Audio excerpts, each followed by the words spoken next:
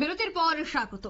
মোগল সম্রাট ঔরঙ্গজেব নিয়ে রাজ্যের মন্ত্রী সুধাংশু দাস সামাজিক মাধ্যমে একটি পোস্ট করেছিল, আর সেই পোস্টকে নিয়েই কিন্তু এবার রাজ্যেও রীতিমতো তোলপাড়। কারণ কৈলাসহরে প্রথম এক অভিযোগ দায়ের করা হয়, এবার কিন্তু সোনামুড়া থানায় মন্ত্রী সুধাংশু দাসের বিরুদ্ধে উস্কানিমূলক পোস্টের অভিযোগে সংখ্যালঘু যুবকেরা লিখিত অভিযোগ দায়ের করে। তবে অভিযোগ দায়েরের পর কি বক্তব্য তাদের শোনাচ্ছি।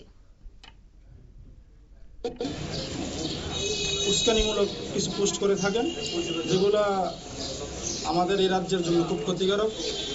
উনি আগেও কিছু বিতর্কিত পোস্ট করেছেন, যেগুলো ডিলিট করেছেন। এবারও আবার সেম ভাবে আবার পোস্ট করেছেন, যেগুলো ইসলামকে, আমাদের ধর্মকে আঘাত করে। আমরা ভারতবাসী, সংবিধান আমাদেরকে ধর্মের উপরে চলার অধিকার দেয়, কিন্তু একজন সাংবিধানিক পোস্টে বসে একজন সম্মানিত মন্ত্রী মহোদয় যদি এমন কিছু পোস্ট করেন যেগুলা বড় দুঃখজনক এবং রাজ্যে অশান্তি সৃষ্টি করে, এখানে কখনো মানা যায় না। আমরা সোনামুড়াবাসী সর্বদা অতীতেও আমরা যে কোনো কাজে আমরা ভালো পদক্ষেপ গ্রহণ করেছি। উস্কানিমূলক যখন অতীতে কোনো কাজ হয়েছে, এগুলোর আমরা বিরুদ্ধে আমরা আওয়াজ উঠিয়েছি।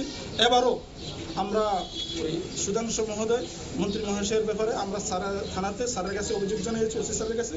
স্যার আমাদেরকে আশ্বস্ত করেছেন যে এই ব্যাপারে স্যার দেখবেন, এবং এই ব্যাপারে স্যার উপর মহলের সাথে কথা বলবেন। যে সংবিধানের যে আইন আছে এবং যে ধারা আছে, ওই সিস্টেম অনুসারে স্যার ব্যাপারটা তদন্ত করবেন এবং আমাদেরকে জানাবেন। কি বলে মনে করেন উনি কেন এই ধরনের পোস্ট করে থাকেন, বা আপনারা কিভাবে দেখছেন বিষয়টা?